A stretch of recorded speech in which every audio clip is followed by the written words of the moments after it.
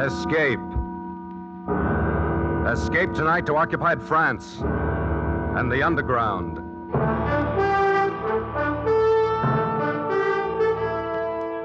The Columbia Broadcasting System and its affiliated stations presents Escape, a new series of programs of which this, the second, is Operation Fleur De Lys, written and directed by William N. Robeson.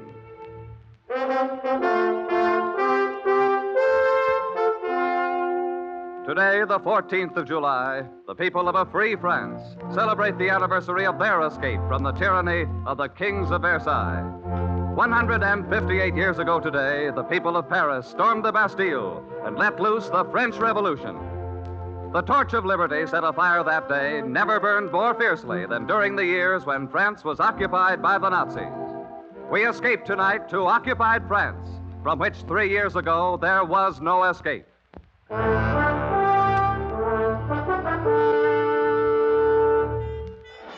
You can call me Duke, but don't use my right name.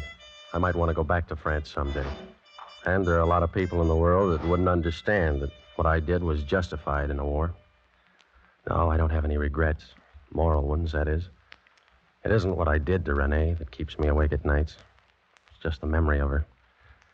There isn't much about her in my official report on Operation Fleur De Lys, but then it isn't customary to include descriptions of slim, sunburned legs and wide, deep brown eyes in a military document. And anyway, she was only an incident in the operation, even if she became somewhat more important to me. Operation Fleur De Lys began, like all the others, in the grubby, undistinguished house in London, which was the headquarters of the OSS, the Office of Strategic Services, otherwise known in various parts of the world as screwballs, cutthroats, spies, cloak and dagger boys, and American underground agents. Gentlemen, Operation Fleur De Lys is planned to assist the advance of our forces once they've secured a beachhead in Normandy. Is that where we're going in, Major? That is one of the possibilities, Lieutenant. Yes, sir. You will jump over Grandmont in northern France, here on the map. You have to set up roadblocks on these 3 state highways. Here, here, and here. There is an underground contact near Grandma's? Yes, Alcine Duton. He's leader of the local maquis. He's expecting him. In addition, you're to block these railroad lines entering and leaving Grandmont. These operations are to coincide with the advance of our ground forces. If they land in Normandy. If they land in Normandy. You will enplane tonight at 2100 hours and will drop over your objective at, I should think, approximately 2230. Any questions? No, I don't think so, sir. Well, yes, sir, I have a question. Yes, Lieutenant? How many of us are going on this mission? Just the 2 of you. Just the 2 of us. And all we had to do was organize an underground army, disrupt the supply lines of a half a dozen Nazi divisions, and give support to the entire Allied invasion. Just the 2 of us. But that's the way the OSS worked. And nobody ordered Hill and me into it. We'd volunteered. I don't know why. Maybe for moments like this one, when you get a B-24 assigned to you as a personal taxi, and there's lots of room to sprawl around after the Bombay. How do you feel? Fine. Scared? Of course I'm scared, aren't you? Me? No. This is a walk. You forget how tough it was when we were at paratroop school at Benning. Yeah, that was real rugged. If the wind wasn't right, you might land in the Chattahoochee and get all wet. And there was always the chance that you'd sprain your ankle coming down too hard. And the sun was so bright on some of those daylight jumps. Whereas we got none of those things to worry about here. A nice pitch-black night over France, no sun to blind us, no Chattahoochee River to fall into. Hey, Lieutenant. Yes, Sergeant. Skipper wants to talk to you on the intercom. Thanks. Here, use my cans. Thank you. Duke here. Lieutenant, I'm over your objective. Any signal from the ground? Yes, the one arranged. 4 dots, 2 dashes. Green. Very well. You and Lieutenant Hill move into the Bombay catwalk. I'll open Bombay doors in 30 seconds. Roger. Good luck. Thanks. Sergeant, stand by to dump those supplies as soon as we're clear. Yes, sir. Come on, Ed. This, as someone has said, is it. So soon? Just as I was settling down to a good book. Bombay doors are opening, sir. Okay, Sergeant. All right, Ed, let's check your harness. It's a frightful mess. I just can't seem to do a thing with it. I know, but this is the last party you'll have to wear it on. Okay. How am I? Well, don't look now, but your chute's showing. Tuck it in. Let's get out on that catwalk. Wow, what a refreshing breeze. And all of France on our feet. You see the signal? That's what I'm looking for. There it is. Over to the left. You got it? Got it. Let's go! You kid. Sure you kid. It helps. But for those 10 seconds while you fall free, nothing helps. You hang on to the ripcord and you count off the seconds and you try not to count too fast. Your hand on that ripcord is the only certain thing in the world as you tumble head over teacups with the wind tearing sound from your ears. And there's only one thought, always the same thought, whether it's your first or your 50th jump. Will the chute open? It does. Yanking at your armpits, knocking the breath out of you, slowing you down, and you swing there like a rag doll trying to get your bearings. First, you make out the horizon. That's where the black becomes darker black, where the stars stop. And you wonder about Ed, but you can't risk calling out. And now that you're located where the stars aren't, you look for the signal light, and there it is, slightly to the left. So you tug at your shroud lines, spilling a little air to guide you toward it. And it's coming toward you awfully fast. And you hope this particular French patriot has picked out a field free of trees and church steeples. And then you try to remember all the things they taught you about hitting the ground and rolling with the wind and collapsing your chute. Because it's always like this. You always feel like you've never hit the silk before. And then you're down, and you roll just right, and you collapse your chute, and it's second nature to you after all. And then you hear footsteps running toward you. And you remember another important instruction. You whip out your automatic, and you hope your French is good enough to get you by. Qui va? Who is it? Alcine here. Fleur. De Lys. Okay, Alcine, come on. At last you have arrived, Lieutenant. So it seems. You have no idea how long we've wished for this moment. Hold it. That's my partner. Come on. Hey, Ed. Ed. Over here, Duke. You okay? My empennage is slightly damaged, otherwise okay. This is Alcine, our contact. Alcine, Lieutenant Hill. Hello, Alcine. Lieutenant, it is a great pleasure to make your acquaintance. And on behalf of my countrymen... Yeah, well, let's get these chutes buried and blow this place. Where's your transportation, Alcine? We haven't any. What? Where's the safe house? You might be able to stay at my aunt's. I don't think she'd talk. You don't think, aren't you sure? Oh, yes, I'm supremely confident that Where are the Germans?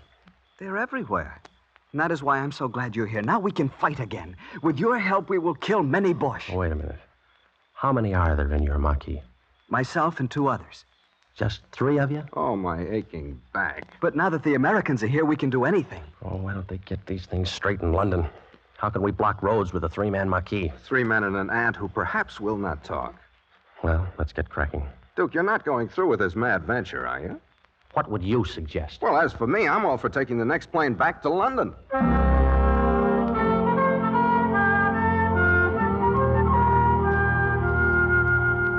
Another piece of bread, Lieutenant. No, thank you, ma'am. This bone chicken is delicious. How do you call it? K-ration. Supreme. We've had nothing like it since the Boche came. Yeah, well, you get used to it. And cigarettes, Tante Marie. Cigarettes made of real tobacco.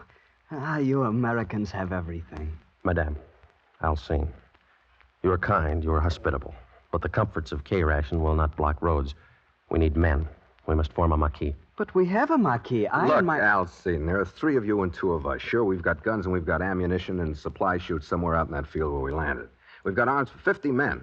But if we had those men, we still couldn't go to war against a German division. Now, you said yourself there's at least a division garrisoned in Grammont. What must we do? First, we must organize a Marquis. We need men. Can you get them? I can go into the village and talk to my You friends. should have done that a long time ago. Alcine, that would be most unwise. Why? Didn't you know? Alcine is a patriot. He's a deserter from the Vichy army, so he's wanted by the Gestapo. Oh, great. And there's a Gestapo headquarters in Grammont, of course. Of course. Alcine is not one to run from danger. Quite the contrary. I can get Renee to help. Who's Renee? Alcine's sweetheart, a lovely girl from Paris. Poor thing, she had to come down to the country because her house was bombed out. Let's leave her out of this. But, Lieutenant, she would be most happy to help. Alcine, you got a lot to learn about guerrilla warfare. You might as well study your first lesson right now. It's short and to the point. No dames.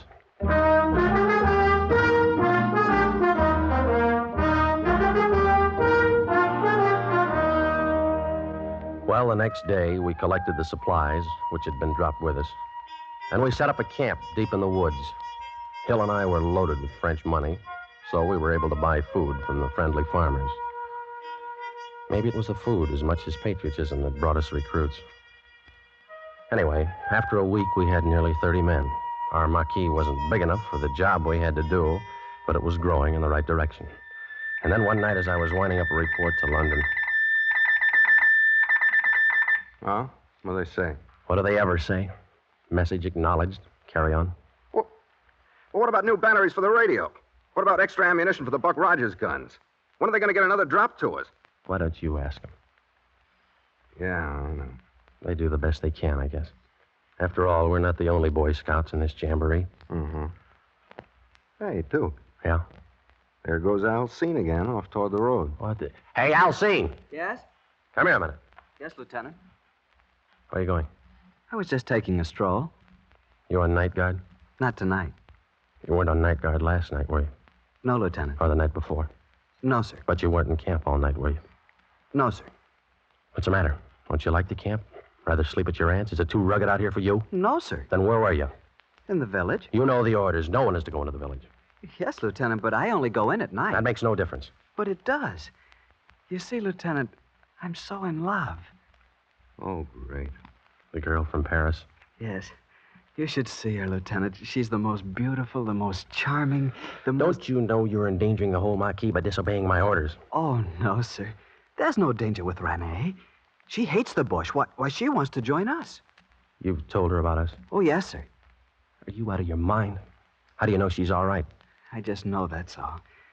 She's the most wonderful person in the world. She's a real patriot. I told you, rule number 1 is no dames. Yes, but Renee is different. Yeah. Well, you better marry her before you bring her around here, or you'll have to share her with the rest of these wolves. Lieutenant, do I understand you? Forget it, Elsie. It's just an American figure of speech. May I tell Renee she can join us? Well, not quite yet. Later, maybe. Yes, Lieutenant. Is that all? Yeah, that's all.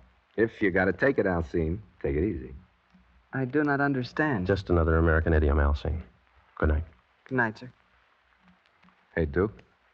You gonna let him get away with that? Well, what are we going to do? Slap him into the guardhouse for 30 days. Only this isn't the American Army. We haven't any guardhouse. Yeah, stinks from a security standpoint. I know. If we try to keep these boys from sneaking off home every now and then, we're not going to have any Marquis. These French. An immoral race. I don't know about that. Remember Phoenix City, Alabama? Yeah. Oh, yeah, I see what you mean.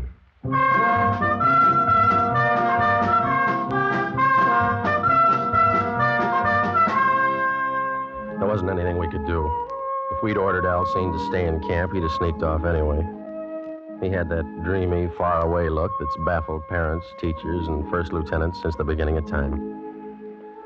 I didn't worry too much about it because our Marquis was growing, and Ed Hill and I were breaking our backs pushing those French kids through an ersatz basic in 3 weeks. Headquarters in London didn't tell us much, but we did know from the BBC that the boys had landed at Omaha Beach, and it wouldn't be long before they'd be needing our roadblocks.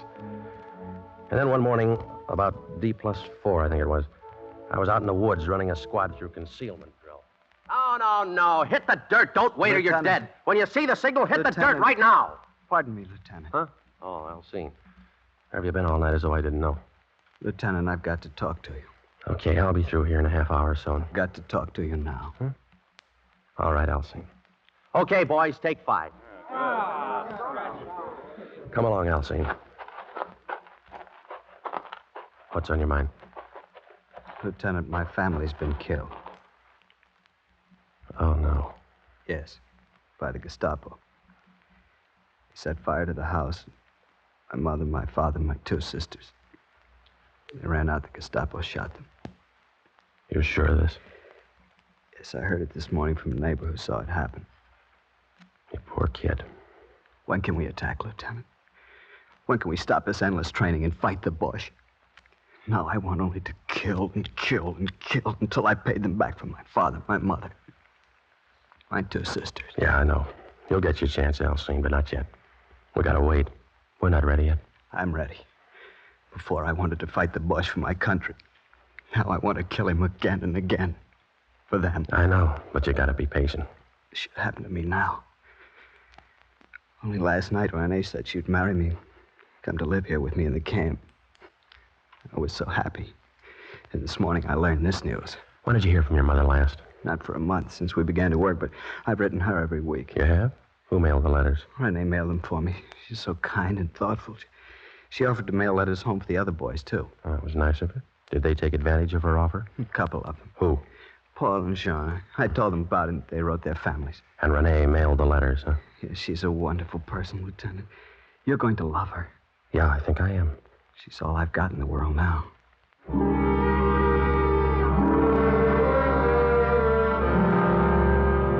2 and 2 make 4 in occupied France, just the same as anywhere else. And sometimes it's just as hard to prove. But one thing was sure. Now I wanted to meet Renee in the worst way. But I had to postpone the pleasure because early that afternoon, one of the outposts broke into camp out of breath. Lieutenant. Yes, Paul. The Boche. They're coming down the road through the forest. How many? I did not stop to count them. Several truckloads, to be sure. Pass the word to Lieutenant Hill. Ask him to bring his detail into camp on the double. Yes, Lieutenant. Alcine. Yes, sir? Take 2 men and go down by the road and see what they're up to. Yes, sir. Just reconnoiter. Don't fire at them. But this is my chance for revenge. Listen to me. Don't fire at them. That's a command. Yes, sir. They may not be after us at all. Now get going. Immediately, Lieutenant. What's the order of the day, Duke? Lance Graham? Yeah, it looks like it. All your men here? Present and accounted for. All right, boys, now gather around, will you, and get this. There's a convoy of Germans coming down the forest road. Now, wait a minute. We're not going to fight them. You know what our job is. Roadblocks. We got tanks, artillery, and airplanes that'll be along soon to do the killing. We have guns. Now, look, our security's been pretty good. And those Krauts may be on a routine patrol. The chances are they don't even know we're here. They do now. Listen. Yeah, well, that does it. All right, you men got your weapons? Yes, sir. Good. Well, you know the procedure. Get lost. Before you leave the forest, bury your weapons, ammunition, and equipment. Rendezvous at the home of Alcine's aunt at 2200 hours tonight. Good luck. Come on, Ed, let's scram. Well, he who doesn't fight and runs away lives to fight another day. Or something like that. Who tipped them off? I'm not sure, but I got a pretty good idea. Who's down there at the road? Alcine, he's fighting a private war, the poor jerk.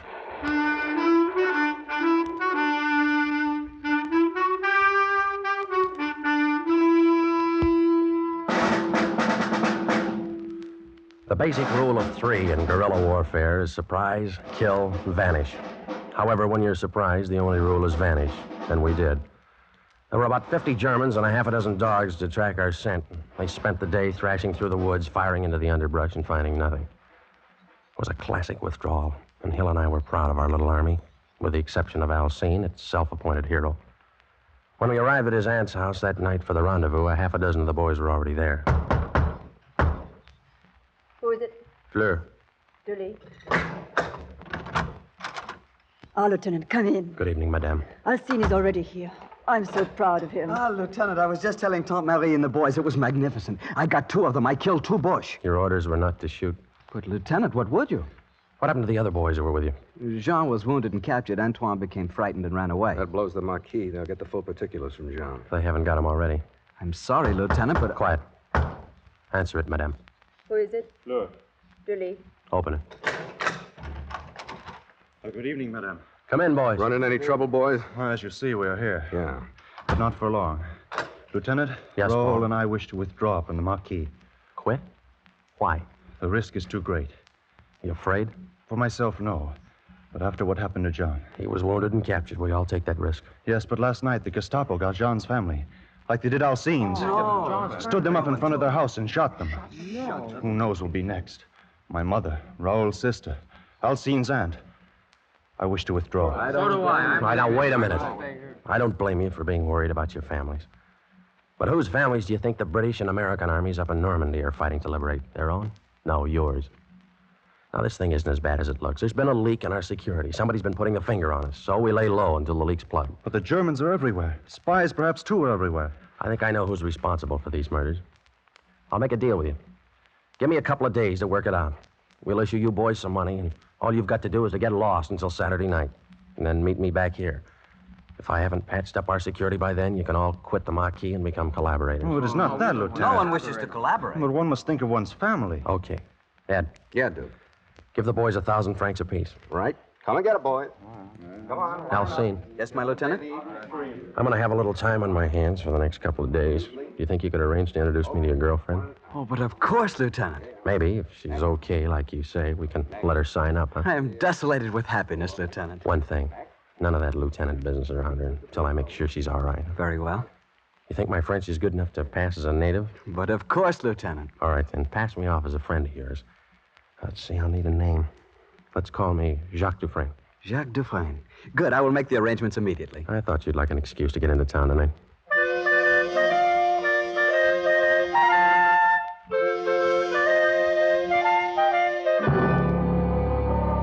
The next afternoon, Alcine brought the girl out to the woods near his aunt's house. I stood behind a tree to watch and make sure they weren't being followed. She was all right. Tall, long, sunburned legs, her hair caught in a blue ribbon like a little girl's. I let them walk by, and then I stepped from behind my tree. Oh, there you are, Jacques. Hello, Alcine. René, this is my good friend Jacques Dufresne. He's from Paris, too. Jacques, this is René de Cibourg. Glad to meet you, mademoiselle. And I'm honored to meet you, monsieur. Where do you live in Paris? Near the Porte de Lys. But my home is no longer there. It was bombed out. Alas, so was mine. My family remain with friends, but I've come out into the country to fight with the resistance. Jacques has much influence with the commander of our Marquis. Oh, I hope you will be able to persuade him to let me join you, monsieur. I shall do what I can. It would be a privilege and an honor to work with a patriot like you. See, Jacques, I told you Rene was all right. You didn't tell me the half of it. Mademoiselle, you understand that we must be cautious. There are questions I must ask of a confidential nature. Why don't we meet again? Alone. Why not? Say, tonight? I have a little car. But- We might take a drive. Fine. But, Rene, you promised me I that... can see you some other time, ma chère. Remember, France comes first.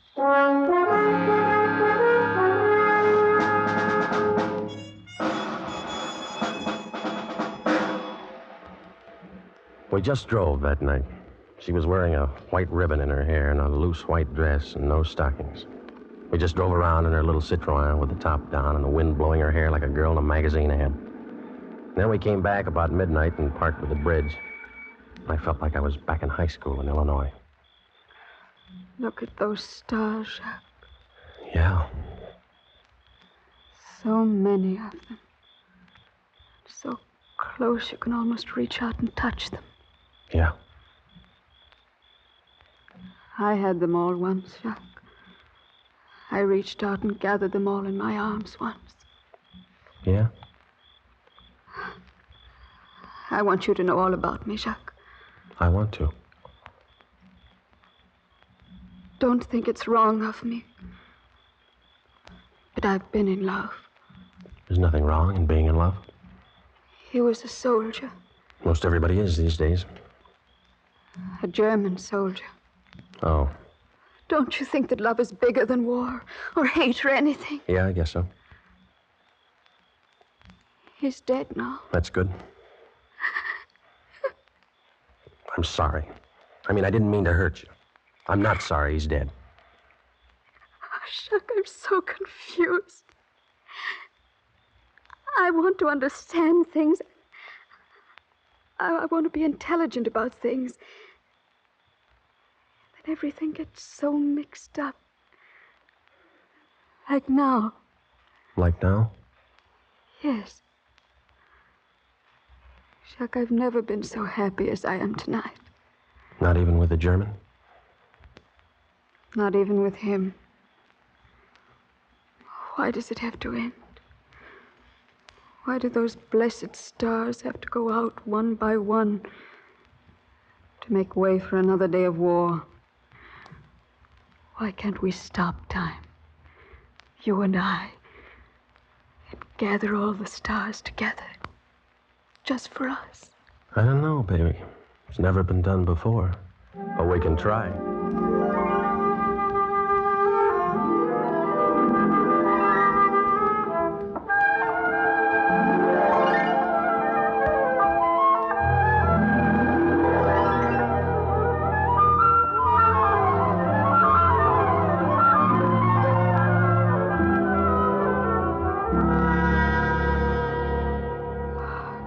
Jacques, ma cher Jacques. Yeah. Tomorrow night, Same time, same place. Forever if you say the word. forever. Sure, why not? Who knows how long forever is in this crazy world? Why not have it together? Why not get married? Why not, my most beloved? See you tomorrow night. I'll only be half alive until then. Chérie, if you want to write to your family in Paris, give me the letter tomorrow night, and I'll mail it for you.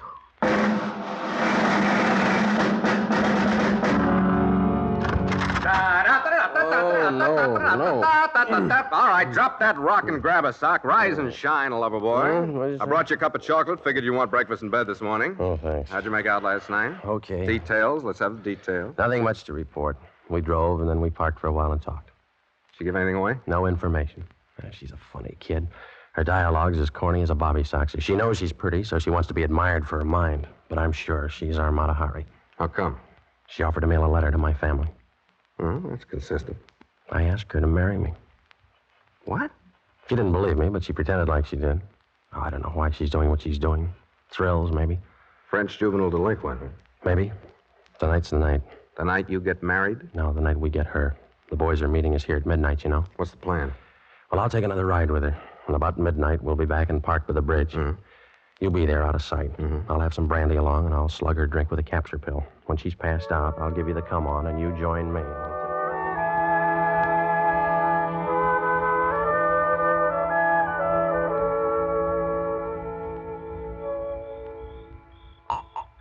Here, baby, have another drink, huh? I shouldn't, Jack. Brandy always makes me sleepy. Well, what of it? This is a celebration of our engagement. Oh, kiss me, Jack. Again and again. Sure. Jack, the stars are nearer. Nearer than they've ever been. Nearer than you think, baby. I love you, Jack. I do love you. Kiss me again. Do it again. And again. Renee.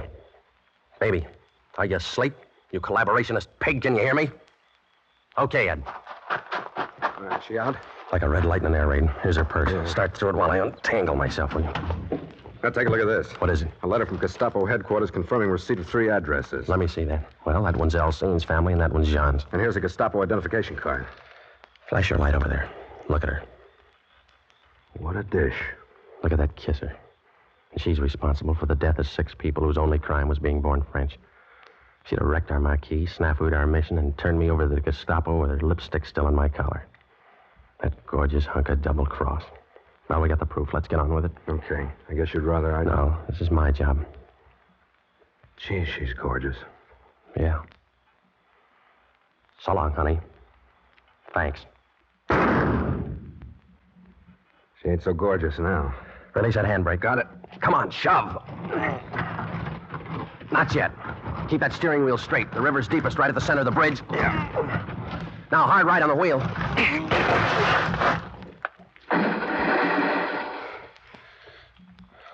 You know something, Ed? Huh? I think she finally did gather that armful of stars.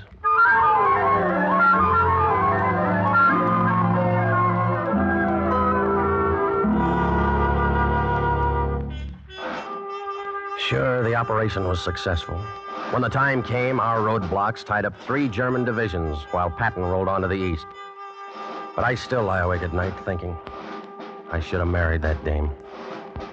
Yeah, the operation was successful, but the patient died.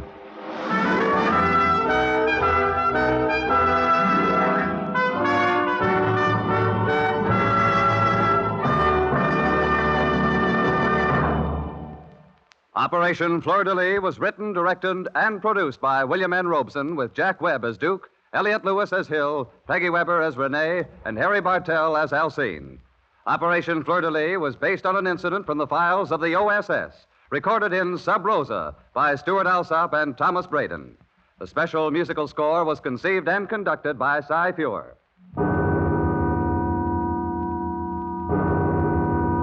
Escape is presented by CBS and its affiliated stations each week at this time. Next week, we invite you to escape with F. Scott Fitzgerald in his unforgettable story, The Diamond as Big as the Ritz. And so, good night until next week, when again it will be time to escape. This is CBS, the Columbia Broadcasting